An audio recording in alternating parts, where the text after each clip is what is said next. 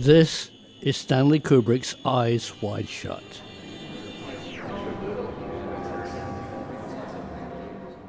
The masked ball scene is a living ritual. Robed elites in ornate masks, chanting, circling a sacred floor.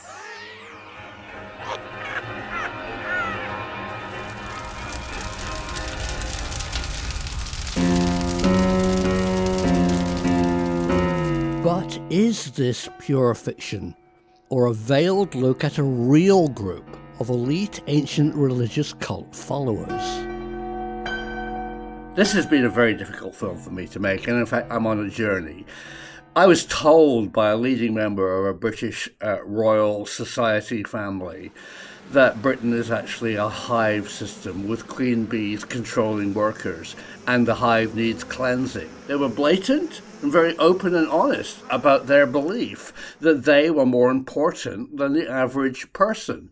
But does this kind of secret society exist? I mean, I think Stanley Kubrick, in Eyes Wide Shut, tried to show that there was a masked ball of elites that you had to be invited into. And when drone worker bee me showed interest in what this elite member of British top society was telling me, I asked her what was the origin of this. She told me her elite society thinks that modern human DNA is an alien hybrid that mirrors a hive system of an alien species with queen bees and workers, and that the hive needs cleansing now and again.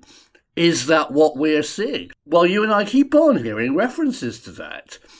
A small number of the Trump administration believe that aliens are devils, and we're seeing hive clearance ideas from many countries in the world with a clampdown on immigration and destroying their neighbours. I was so shocked to my core by this blatant admission of this elite British person that when I saw Quatermass and the Pit, the wonderful screenwriter Nigel Kneale explores those ideas of a hive and clearances in that amazing film. So my quest is to answer that question. Was Stanley Kubrick actually exposing that society that he also knows exists?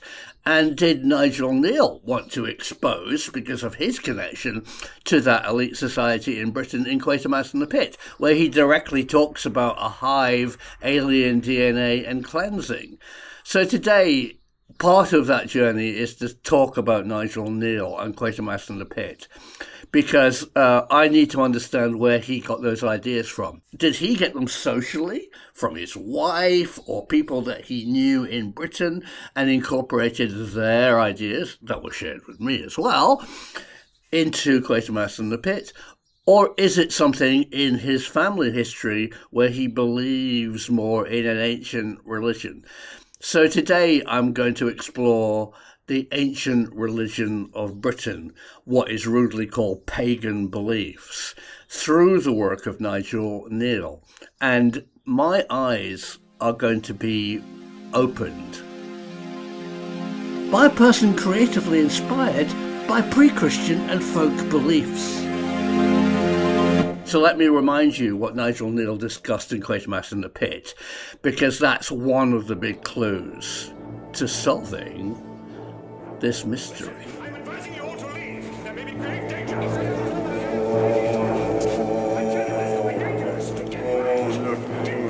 In his legendary script for Quatermass and the Pit, he reveals how ancient aliens engineered humanity into a hive system. Wait! Don't panic! Wait! Hold yourselves together! Queen bees directing worker drones obeying, with periodic cleansings to purge the weak and restore order to the hive.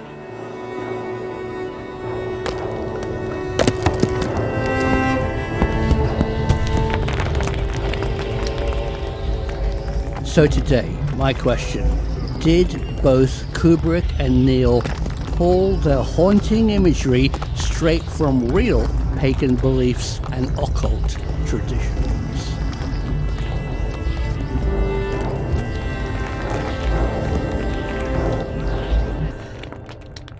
The answer is no.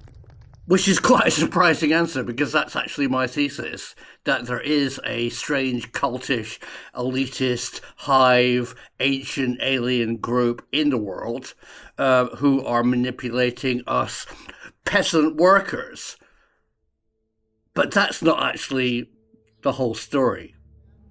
Modern Christianity and other religions are modern.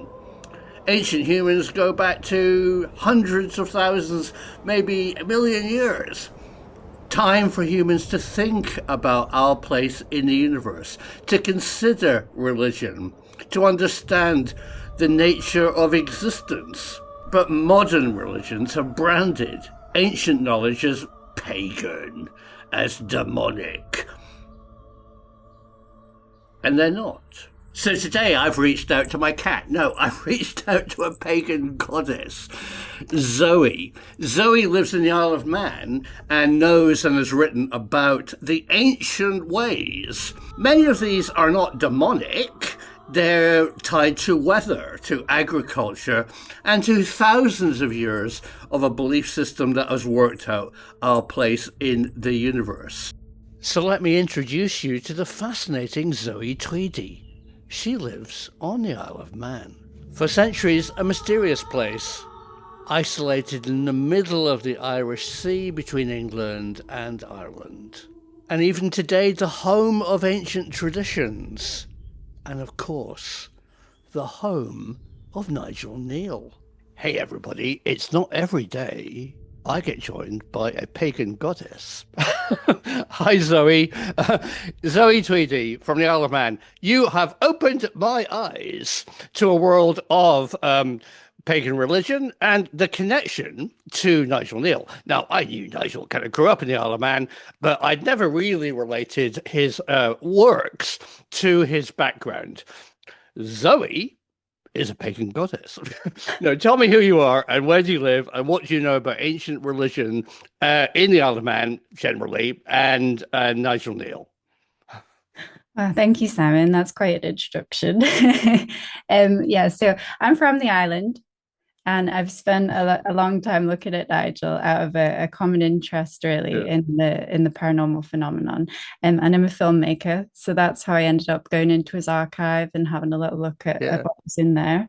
And obviously, I have a lifelong interest in pagan beliefs, probably from my upbringing here.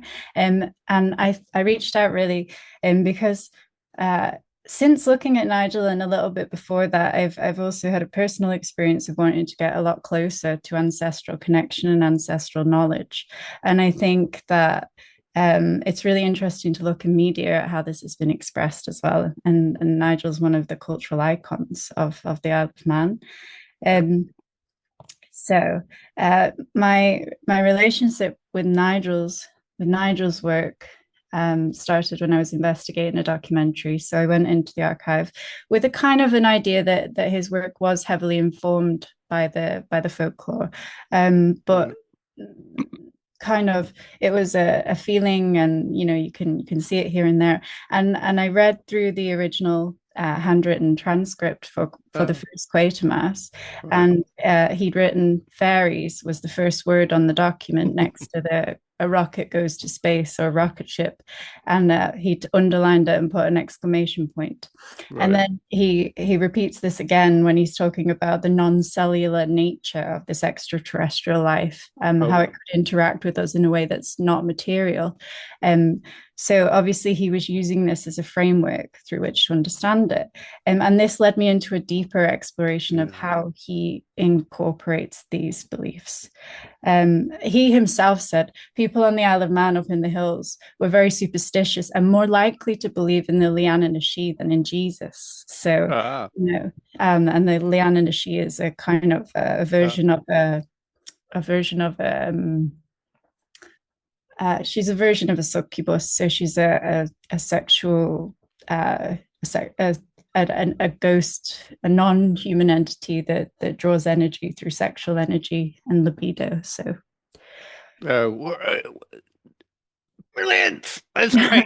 My position on this, and I wondered what you would react when I'm going to say this, is that, I went to kind of Sunday school, and I've always thought that, Noah's Ark and modern Christianity was bollocks, really. I mean, it's only 2,000 years old.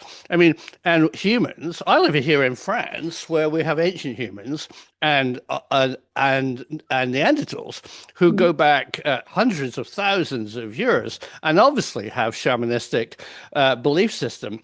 And the ancient religion seems to me that it's a forgotten religion that might well have a better connection to our understanding of our place, our immortal place in the universe. So, I mean, I'm really open to it. In some ways, I don't know do you think that the rude term pagan, is kind of pointed at you by modern Christianity, and there's a relevance in the ancient beliefs that are forgotten? Do you think they are relevant to us today? Well, I think that so my great granddad helped Moore compile his Manx scrapbook, which is one of the documents that preserved a lot of the beliefs locally. So I think, like, if we look at the tethers that still remain in a culture like the Manx folklore, they're like fragments of what can be seen in other indigenous indigenous cultures around the world. So basically, Simon, my great grandfather worked on compiling the Manx scrapbook, which collected a lot of the regional beliefs, and he describes the population at a point as being animistic. So they believed in the forces that work through everything, through the rivers, through the trees. And that's found in a lot of the folklore. There isn't really any deified beings. It's more about the spirits that come through things. And that's found again in indigenous folklore all around the world. Globally. And there's traditions such as the lighting of the fires on the hills at the May Day festivals, and again at Midsummer, that are even practiced by people as far away as the Yugon people in the South Americas, who had very little contact with the outside world. They were known as the smoke people because of the fires that they had on the hilltops. So and obviously regionally, these were thought of in a later period as being Druidic festivals. And the smoke would be blown off the hilltops and into the sea. So there was a saying that you could smell that the May Day and the Midsummer festivals had come before you saw the fires because of the prolific smoke. And Manannan, who's sort of a semi-deity, I suppose, but he's a cultural figure that's been remembered, perhaps an ancestral figure and a remnant of the Druidic age, perhaps. And there's some debate over whether he was a man or a woman, even because of the mana root, the etymological root. But he's known for casting his cloak over the island to conceal it. So it's possible that these rituals and the smoke casting had something to do with that. Right. There is also a really interesting segue there into Nigel's life. Right. His grandfather was raised on a farm and had gone into town. And then his dad, who was also a journalist, writes this really wonderful story about when his grandfather decided to go back to farming back in the Kneale lands, I suppose, up north. And he writes about this figure that's called Old Thomas.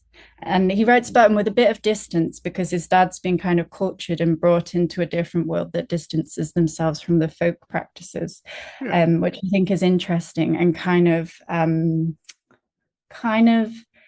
frames the way in which Nigel others the paranormal and folkloric and superstitious beliefs. He makes them the antagonistic force a little bit, but there's subtext that leaves it open to interpretation, that in his work, I think. But Old Thomas, I think you can see clearly in the farmer in Quatermass too, who's the person who sees the extraterrestrial missile coming into the farmland. Yeah, that's right. Old Thomas was a man that his granddad hired to work on his farm, and he tells him that he can't be planting anything when the moon is on the wane. You know, he has to wait for the next full moon, and it's already past the season. They're late getting on with it, Mm. and he says it won't be sowed. It'll be sowed late, and then it'll come late. You know, and he's this trove of ancient knowledge. What's also interesting is that this farm is on is at the base of a hill that's called Mount Suma, Mm. and it's got twin peaks like this. And I have a personal anecdote. I used to work in the north, and I was driving back home, and I saw this star just lining up in the middle of the twin peaks. So I had to stop and see what this was, and it turned out to be Sirius. So it's the dog Right. star just Dog rising star. between the twin peaks. And Yeah. there's some really interesting mythology to do with this crunk. Apparently, it was an old superstition around the spring equinox for women who were want of a husband to go circling around, singing in festivities and asking for a man to be brought to them. And there are also sightings of the cloaked man, you know, at the top. And there's an old Manx saying to do with that, which is and there's an old Manx proverb related to this man that would appear through the mist on the top of the hill, which is, and excuse my Manx, Tatingi Sevilla Yao, she and Gilia glass, which means when the wind is blowing in the tree, you'll be getting the Lockman. And this is a reference to the Norse law that's still Right. preserved. We have one of the oldest running parliaments in the world, which is Tynwald. So it's Right. established by the Norse. Yeah. Oh, Um, that's so it's a fascinating place, and it's steeped in history. And I think, for people who don't know where the Isle of Man is, right in the middle of the bloody Irish Sea. I mean, it's you need to go there and come to it. And I grew up in Argyll, and one of the myths and legends that we had are the disappearing islands. And you see it every day. The mist would roll in, and the horizon would move towards you, and the island would disappear because these became invisible. So the Isle of Man was very isolated for many years. Yeah, and then the Kneale farm and the Kneale family and the dog star. It's great. Really interesting place. And I feel like the peoples, because it's slower to move on an island, isn't it? To move forward in Yeah, time. modernity, Right. people hold on to beliefs longer. So there was Mm. still an observance of the change of the seasons and the cycle. And I think that's one of the truths of what has been lost, is it in the older faiths, perhaps, Right. you see, and even into the Norse paganism, there's Right. this idea of the cyclical nature of things and the connection that we move beyond and come back. And there's some really interesting folklore about in the north again about being rough underfoot, which is a reference to remembering the days of being a hare. So Oh, I like um, it. yeah, and Great. I think that's one of the key things that's lost if we and that we can learn from the old faiths is that we have Right. to accept things grow and then they leave again, and there's Right. not a stagnancy and I think the stagnancy leads to a hierarchical vision, whereas cyclical notion of life that you observe as you're working with the seasons and you're working with the stars as the mariners did, that you know that things can't be static, they can't be held on to, that we're just temporary guardians. Absolutely. I mean, I kind of left religious education and turned much to science, and science gets it all wrong, but it corrects itself. So I think as we are discovering extra physics about the universe, it's amazing how much of the ancient beliefs and myths are actually true, and people obviously observed things in ancient times. I'm also a believer of forgottenness. That there's a lot of knowledge which sadly hasn't been passed down. Which I mean, I think the modern religions have gone out of their way to absorb ancient religions into their fold and kind of own them, which has diluted them. And I think the Isle of Man is a unique place So do you think all of this, which is just right, makes me want to go to the Isle of Man today, even more fascinating, um, is relevant to the work of Nigel Kneale? He obviously didn't do his work in the IOM. He was in Barnes in West London, but he had that cultural background. Do you think these stories pop up? I mean, you mentioned Laxley and the creeping darkness. Tell us about that. Yeah, so one his first radio play, I think it was for the BBC, is The Long Way Down or The Long Stairs, I think. And Mm, it's about the Laxey mining disaster. And I right. think what's interesting about it is he didn't choose to do a piece of social realism. It's horror. So in the disaster, I think it's about 20 men die as a result of negligence by the mine owners. But Nigel narrativizes it in a way where he gives the carbon monoxide a lived presence and an entity. So he's personifying and giving a Yeah. force to the what you could say is the greed of the capitalist mine owners. It becomes uh, the agent of death, but he gives it personage. So Yeah, I that's think that's what that makes it that's scary, right? and I It, think it's very clever. I think it really related to that. And it's interesting because also people like Fred Hoyle did, books about creeping darkness. So I think the darkness having a form is fantastic. But do you think that I'm particularly interested, and let's just get right to the point, which is kind of controversial, and I know I've been just through my research, kind of spouting out the connection between what I learned independently of Quatermass in the Pit and what the subtext of that plot is about an ancient aliens who maybe affected ancient humans and the kind of elitist level of kind of control and a worker class with a hive mind, and the hive needs cleansing. That's all in Quatermass in the Pit. And my story is that that was told to me independently by this person who believes it today. And I think I found that quite disturbing. First of all, do you think that is actually in Quatermass in the Pit? Could you confirm or not, or change my mind that that hive idea is in the film, and where do you think? What do you think Nigel Kneale's actually talking about? Is there anything that you know about? I think it's very overtly in the plot, I would Right. say. Yeah. And there's obviously the detail that in the space rocket it's the flower of life instead of the pentagram. So and Oh and yeah. that's the main plot relies on that. And but I think there's also some really interesting tethers with it. So the little Martians that come out first before the big Grandmaster at the The end, Holland they Devil, right? obviously Right. yeah, he had a bit of fun with them. He gave them three legs, like and things like that.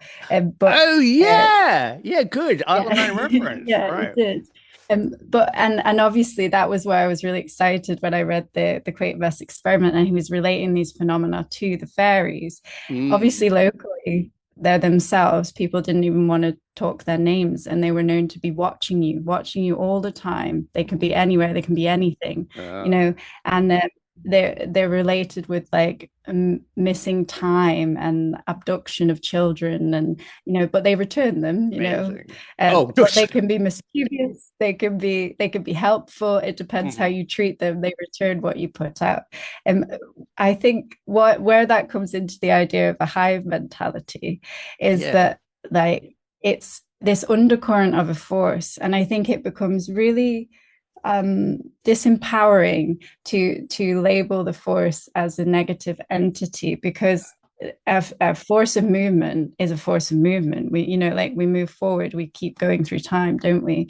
But I think that it's the way in which it's channeled, maybe. So these people understood that themselves could operate in a way that was helpful or a way that was unhelpful. I think the Martians, he plays on the horror and he demonizes it, and he makes it that it's um, yeah. this inevitable decline, and this inevitable decline into a holistic network but we exist in a holistic network anyway. That's what the shamanistic and animistic faiths believe. We're all interconnected. Right. It's how that's hijacked and how that has almost in a succubus style Yeah. of comprehending a network, how it's been fixated and channeled and contracted into a specific avenue rather than let be. So But I do you think, have a and hierarchy? I mean, well, I was told that there's an enormously powerful hierarchy in this, and there's the upper echelon, the elite of power, of goddess, gods, and then there's the oiks. Is that a Nigel Kneale fantasy, or have you come across that idea? I find it disturbing, you see, as a kind of a utopian socialist, who believe in common goodness, and I don't want to be a subject of some idiots. Have you ever come across that in ancient beliefs that there is a controlling class and a hive, or the opposite, maybe? well, I think it's an inversion. I think it's an inversion of the true faith. I think like an older conception of animism understands that everything is interconnected and is more adherent to a socialist model. I think that a system of elitism means that there has to be a form of stagnancy, which is why you have to cut off the cycle, which is why you have to see that things don't go round and reincarnation doesn't happen. Right. And that allows you to create a structure. So I think if people are using the faith and the motifs of a faith to implement that it's a version that is Ah. that is cut off, that is siphoning, do you know? You mean they've cherry picked some aspects of ancient belief to form a modern version of, or something which is beneficial to an elite? I mean, what I'm terrified about in the film is this hive clearing has references to racism, fascism. It's implying that the weak, the gay, the immigrant, the homosexual, the disabled would be cleared to strengthen this hive. And Zoe, I mean, totally independently of Nigel Kneale, this is why I was really this is what happened in my mind. I was told that this goes on. I mean, it's like, what? You are joking. And then when I saw Quatermass, I went, hang on, Nigel's talking about something which I learned independently from something that happened in my life of where I worked. And it was just like, whoa. I mean, what's your comment on that? Do you think it's just weird, or you've just said it? You think it's hijacked the truth? Do you think there is a pre-Christian pagan belief system in Britain which is somehow man-made, or draws on some things and is basically wrong or bad? Yeah, well, I mean, like you, I was interested in the witchcraft acts of Henry the First and Elizabeth Henry the Right. Eighth and Elizabeth the First, and there Sure. I think that this ties to that. So, bringing it back to the Isle of Man, we had a unique geopolitical situation at the time. We didn't adopt the English laws. We had our own government still. So the witchcraft acts weren't brought in here, and there was only one lady ever tried for witchcraft and her son, and the people were so horrified because they still understood and practiced the folk heathen ways, like so.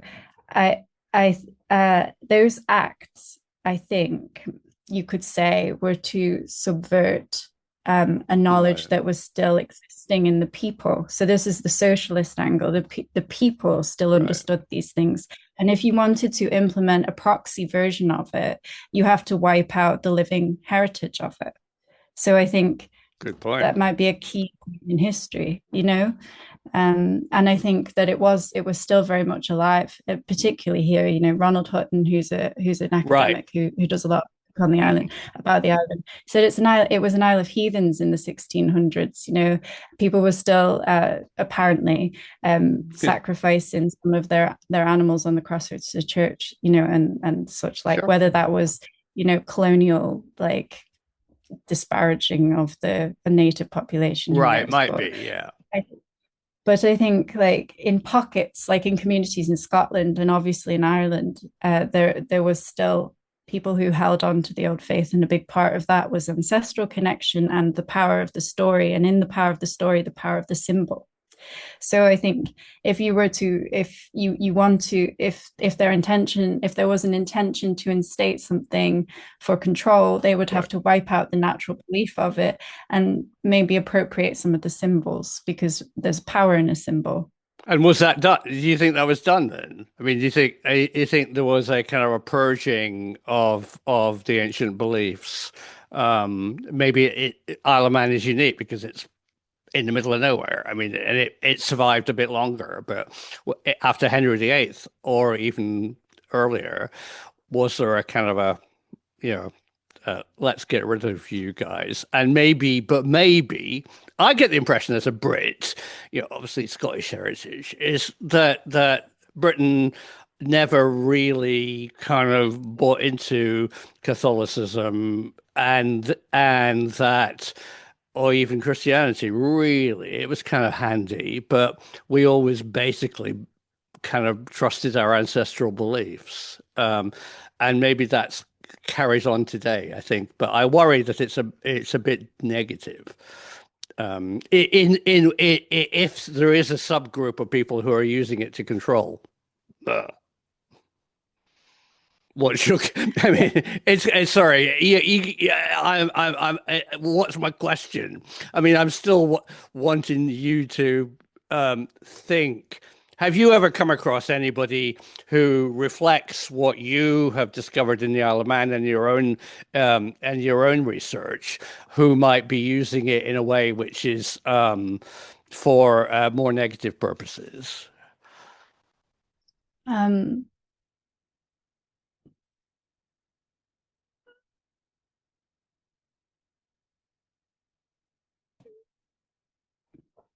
I don't think so. No, I don't think in my lived experience, not anyone that I've met. No. All right. No, that's fair enough. I mean, so I have. I mean, the person who described the scenario that Nigel talks about in Quatermass and the Pit basically said that was the world that they lived in. That they lived in a belief world which was outside of normal community social. They didn't have a passport. They don't use money. They travel internationally.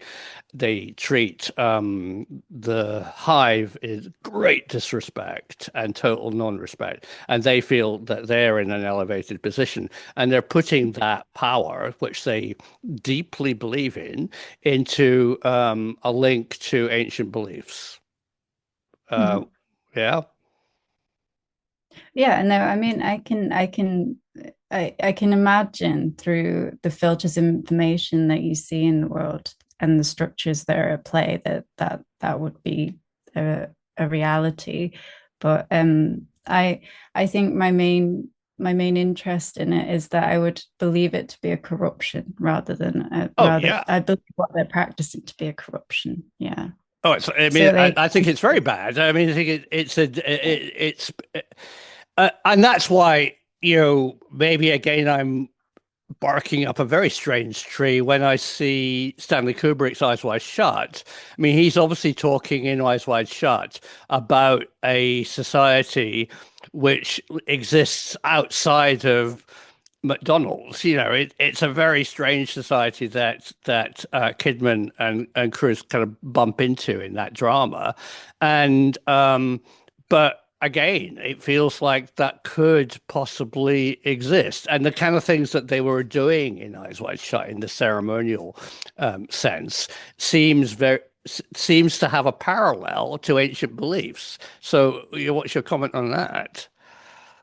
Well, I think it's interesting because I think it's why it makes republicanism such a threat, because it's the power Right. of the memory and the ancestral memory in the people.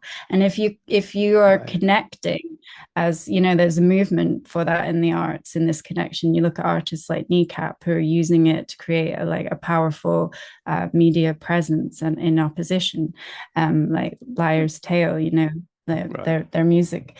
But and I think maybe that it relates a little bit to the initial Quatermass experiment, because Nigel was going to give the character an Irish name and he changed it to Manx, that becomes the Right. creature. And the creature breaks down all of the structures of society, and it's a threat to society, and it's going to cause everything to crumble that we've created. But Right. like, who created that and who's dismantling it? That's the question. And maybe Nigel frames it that perhaps it might be the existential threat that a real heart movement based like republicanism in Ireland can present when we do connect and remember our ancestors and remember these folk beliefs that they held on to for so long, that it can be a real antagonistic threat to what they've created.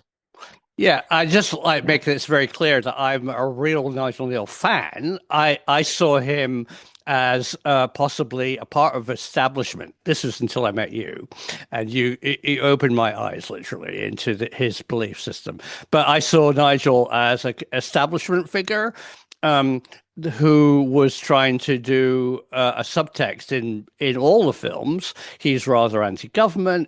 He's interested in the in ancient beliefs. I kind of got that.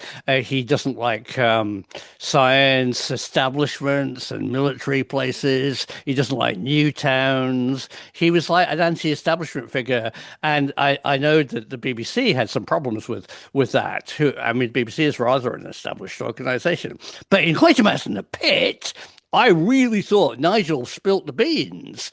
I thought that Mm. he might have come across the same story, the same kind of weirdness, which I have come across, which I think is quite obvious today, especially in the United States, and billionaires and weird people who are doing things which seem to be quite mass in the effing pit like.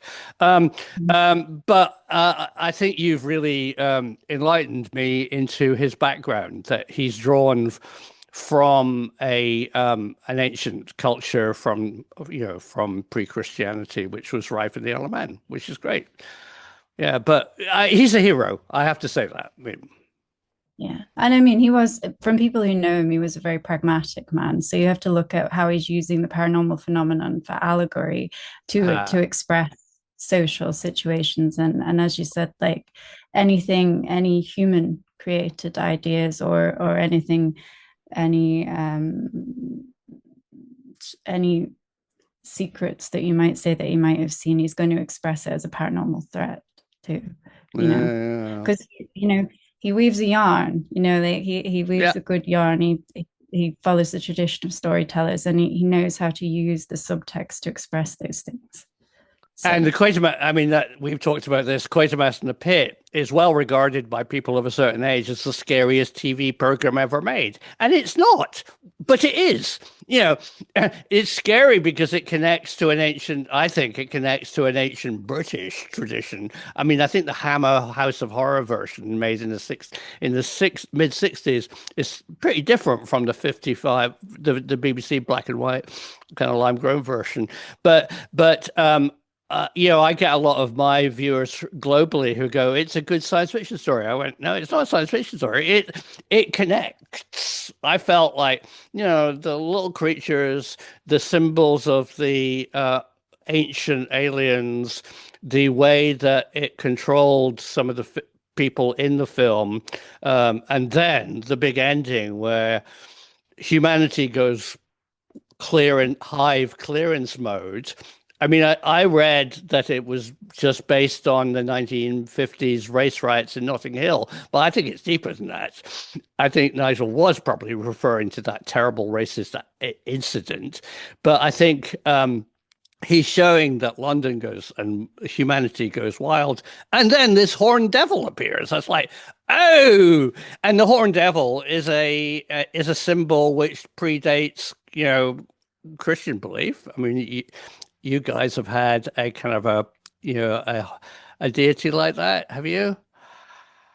Well, I mean, I know there's Cernus, isn't it, or Cernus, but he doesn't really appear in any of the Manx depictions. I know that where Uh, he's titled is actually in a French monolith of the Mariners, but we have a different figure. Perhaps it's not a deity, but it is a folkloric figure who belonged to the world of the fairies called Fenodri, and he is the hairy one. So he's satire-like, and he was cast out from the world of the fairies and then came to inhabit the island until the end uh, of time. So, but he was much liked. He was a celebrated figure. People said that when the day that the Fenodri left was the last happy day, like so oh, he's not a demonized figure. And in fact, it was when he had to put clothes on that he left. And there's this famous Manx saying of um wow. cap for the head is a poor head, it's for; coat for the back, it's a poor back, it's for; breeches for the breech, it's a poor breech, it's for. But if you own all these, you don't own the merry glen of Rushen. So once you become civilized, you've lost what it is to be human. So he actually epitomizes the opposite, you could say. He's Right, saying that common treasury, there is no ownership, there is no capital, there is no hierarchy. right. Life should be as it is in the old animistic way, and yet he's the closest that we have to anything satire like, and When it's did the he leave? opposite. When did So he put on clothes and bugger off on the ferry back to Holyhead? I mean, when did he leave? Supposedly. well, it's 1800s, I Oh, suppose. Yeah. right. Okay. As But the Manx language was lost a lot. So there was only about 10% of Manx speakers by the end of the 1800s, and Mm, the culture had been eroded. And interestingly, Nigel's granddad still spoke Manx. So, but mm, like there's this loss happened as industry moved in, and the mm. industry took a little while longer than it did in the rest of Britain, but it caught up eventually. I suppose when the steam packet came in with their first steam ferry, so it was no longer Yeah. sails taken by the wind to the mainland. You could go on a steamer, and it was Mm. much quicker. That was probably the end of it. That's how I came to the element. Yeah, yeah, no, it's great. I actually love the kind of 19th century um, industry tradition of the Isle of Man. It still has mines and steam railways and all the kind of things as a kid that I liked. But I picked up on its Nordic heritage very much. So that's good. It seemed to. So are there sites in the Isle of Man? Are there ceremonial sites? Are they still used? What? Tell me about what. Well, I mean, there are lots of You're a ancient sites. goddess, remember? I mean, you have to be in goddess mode, so you can banish me, but I like to ask. So, are there stone circles and or other sites of special interest?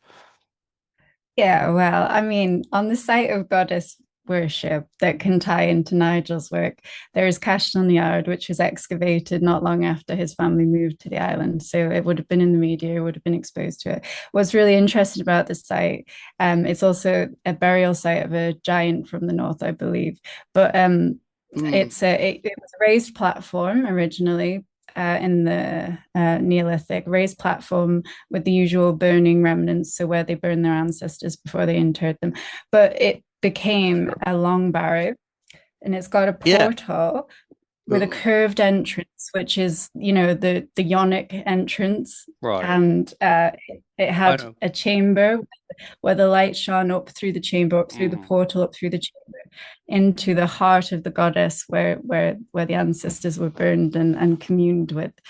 So that's an interesting site. But if, as you mentioned, the Norse mythology, up in the north of the island, there's a Norse cross, which depicts Ragnarok. So it's got Oh, Heimdall on one side, and it's got his female counterpart Heimdall, I think, on the other side. So that's really interesting, and that it's proliferated with the Norse the Norse crosses. So how long There's did really the Viking Norse culture live on the island? What was the kind of rough? I mean, I don't know if you know, but the rough dates, kind of centuries. Yeah, I'm not exactly No, certain of the dates. right. I think Just it's generally. 11th century to 14th century. Yeah, Yeah. yeah, right. Okay, so a significant period, and Mhm. there were people living on the Isle of Man before that. They got Mhm. conquered by those bloody Danes and whatever they were. And do you think that the pre-Norse culture carried on, and did the Norse people? I mean, they have a very strong mythology and belief system. Is the Isle of Man a current ancient belief system totally Norse, or does it predate the Norse? That's what I'm trying to say. I, I think that it predates the Norse Right, right, personally. right. There's a proliferation of ancient sites, and a lot of the folk medicine practices perhaps point to an older tradition, Mm, but there was undoubtedly a strong influence upon yeah. of the Norse culture. And I think perhaps that because the Celtic Church had been here since the 4th century, that the Norse invasion brought about a revival of the ancient beliefs. But Oh. I think, speaking to what you're talking about with Quatermass and the pit, if people have an inherent memory to their ancestral beliefs, that when Hmm. the Norse came in, people perhaps were more willing to take up these beliefs again, in the tethers that still remained because they felt it inside. And we, Though it, who right. knows how much waned as a result of the church Yeah, at that point. waned. Good word. You use great words. Thanks. Sorry. Yeah.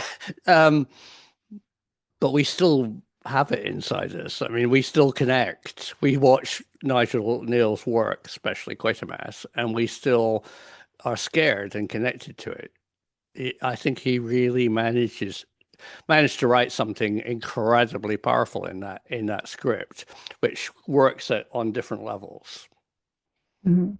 Yeah, No. no, undoubtedly. But I mean, yeah, he's a master of subtext. I think that's Yeah. what struck me in his work, and he's able to paint a complexity of character across all the different echelons of society, and he gives the voice, like you said, you must listen with the radio engineer.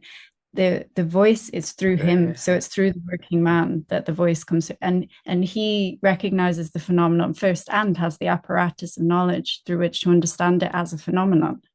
And I think that speaks to his heritage too a little bit, that he's got a knowing that inside himself in his Yeah. not so distant past he has the apparatus to knowing that allows him to create such wonderful stories. Well said. Yeah. I mean, there's so many details in Quatermass. Like you can see that the Quatermass scientist is deeply affected by the horned devil and this alien presence, um, and also he's slightly making fun. Nigel Kneale's making fun of that very established soldier figure who ends up having a sticky end, and I think that there's so much stuff in that. I mean, it really, folks, watch Quatermass in the Pit. Appreciate Nigel Kneale's body of work. I think it's absolutely fascinating.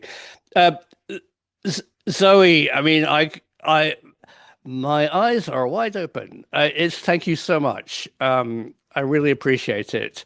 There's more to say, but I think we should really celebrate Nigel. I noticed that maybe it's us, that the BBC, somebody told me last night, did a film on Nigel Kneale. Did you? I didn't know this. Oh. I think maybe I tell we're you, influencing the broadcasters.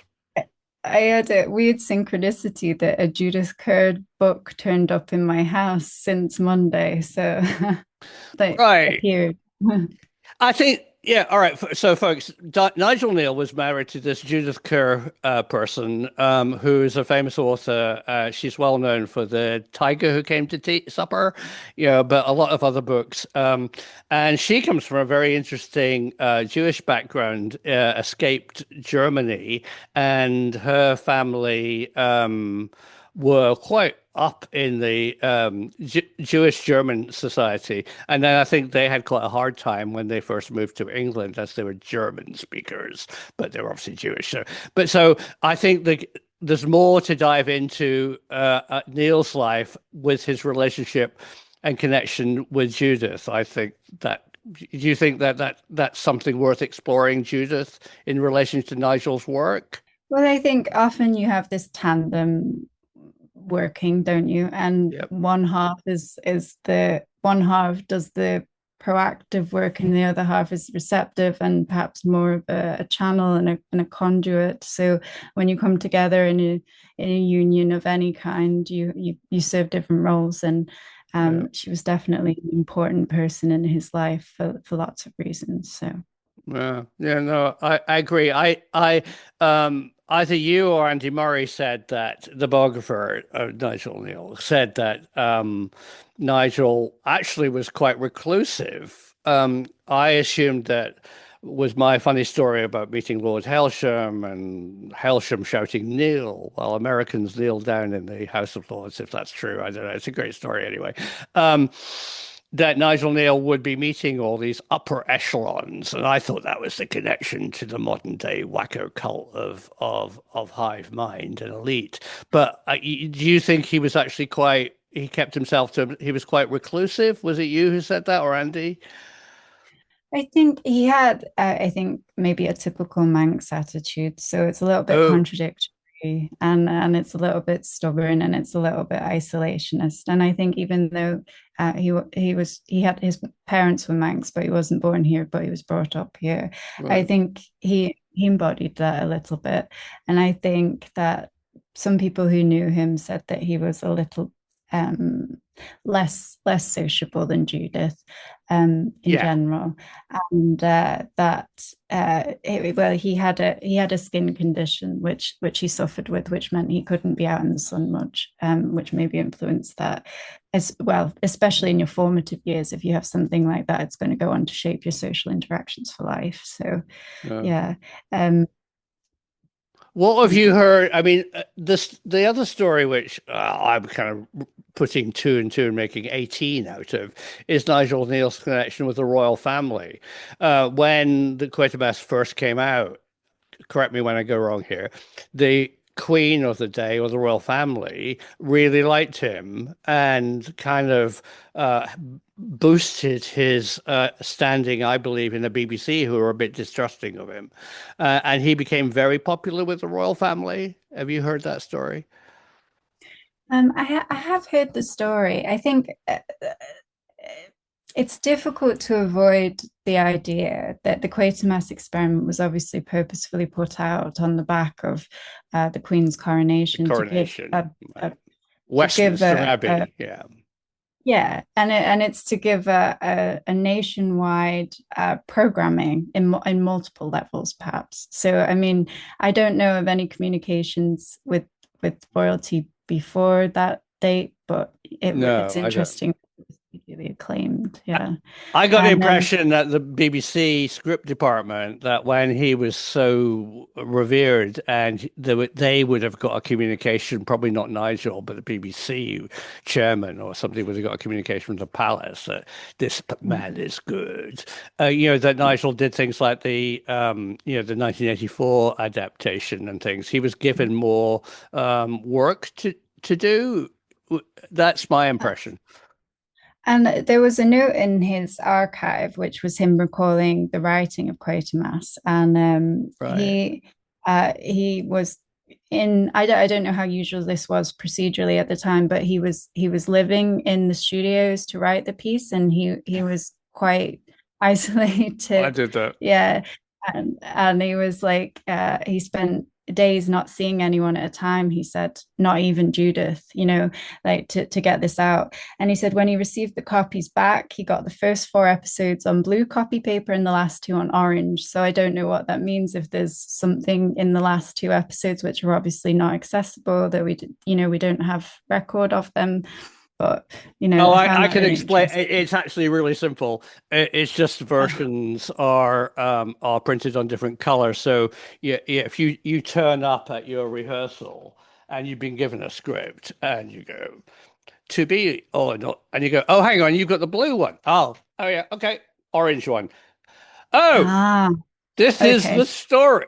They're just, I think they're just revisions, but who revised them? I mean, yeah, I mean, Yeah. there was Well, so this somebody was the did first. mess with it. Yeah, So that the first copy he got back of the last two episodes was on an orange paper. So that would then suggest that it's there been was edited.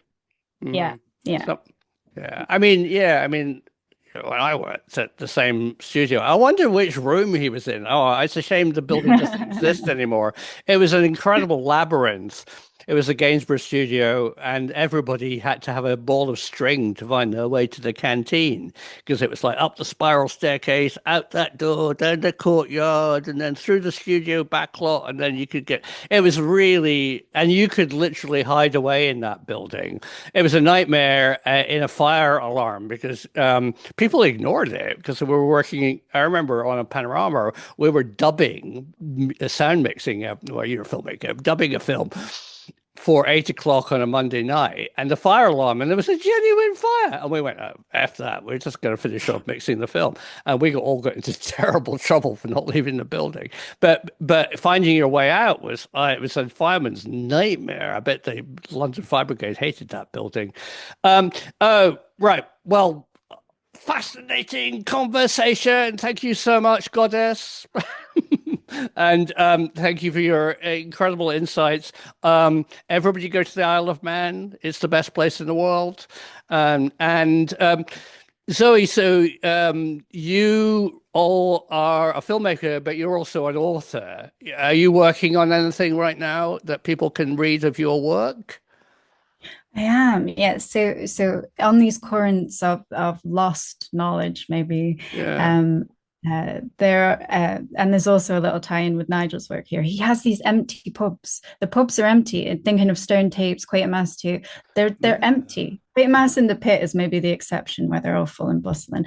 But there's this erasure of the pub culture that's happening all over Britain.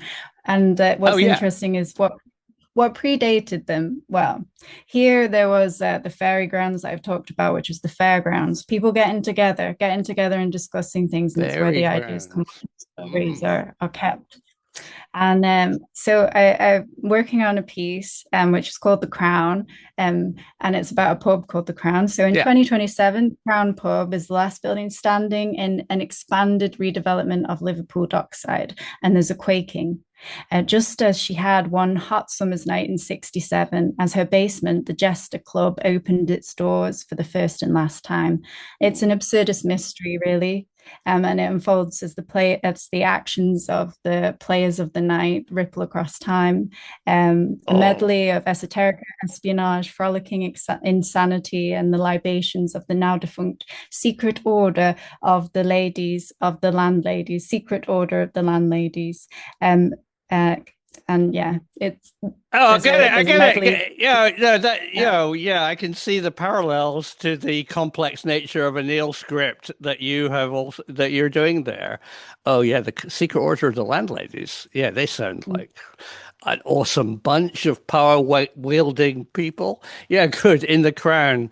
Yeah, my art college mates were having been involved in pub closures in a positive way, keeping them open. And yeah, no, that's something. So this is a book that you're working on that's going to be published in the next year or so. Yeah. Hiberno Celtic futurism in 1 year future. Yeah, all right. So, do you publish online? Do you have an online presence that people can, if they will have connected with you here, how do they send you a message or read more of your work or know about you?